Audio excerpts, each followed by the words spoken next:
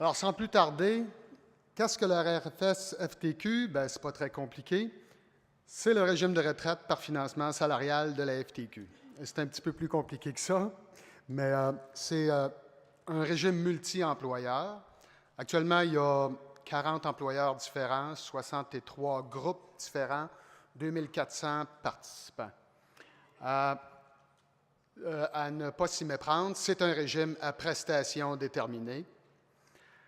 La rente, elle ne peut pas être réduite et chaque groupe va choisir son niveau de rente et l'âge de retraite sans réduction et, en conséquence, le niveau de cotisation patronale et salariale.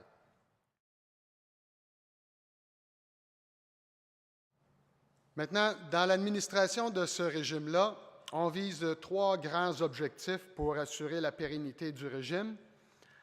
La première des choses, évidemment, on veut payer les rentes promises. C'est un régime à prestations déterminées, donc le premier objectif qu'on vise, c'est de verser les rentes que nous avons promis. Le deuxième objectif, compte tenu que ce sont les participants actifs qui supportent le risque, bien, notre deuxième objectif, c'est d'assurer une cotisation qui soit le plus stable possible. Évidemment, pas au détriment du premier objectif. S'il faut augmenter la cotisation, le premier objectif est le plus important, mais le deuxième objectif, c'est d'assurer une stabilité des cotisations. Et le troisième objectif, une fois les 2 premiers objectifs atteints, c'est d'indexer les rentes lorsque la situation financière du régime le permet. Il y a 4 moyens en place dans le régime de retraite par financement salarial pour atteindre ces objectifs-là. Le premier moyen, c'est une cotisation qui finance une réserve pour indexation. Et cette réserve-là nous sert de coussin lors des temps plus difficiles, comme ceux qu'on vit par les mois et les années qui courent. Le deuxième moyen pour atteindre ces objectifs-là, c'est que pour accorder l'indexation, le régime il doit demeurer pleinement solvable et capitalisé après avoir accordé l'indexation. Cette mesure-là, elle est prévue par la réglementation.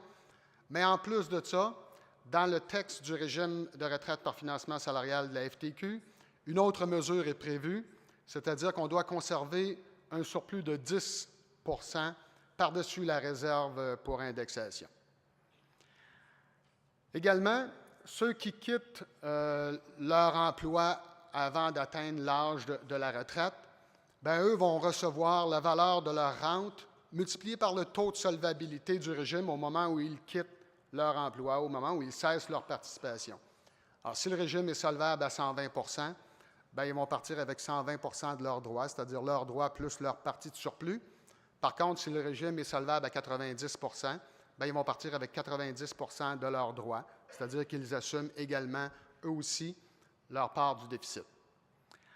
Et en dernier ressort, soit que la cotisation salariale augmente s'il devait y avoir un déficit, ou encore, et ça c'est un choix qui s'offre à chaque groupe, le groupe peut décider de maintenir sa cotisation salariale, mais de diminuer l'accumulation du service futur, l'une ou l'autre de ces mesures-là, le temps nécessaire pour amortir le déficit.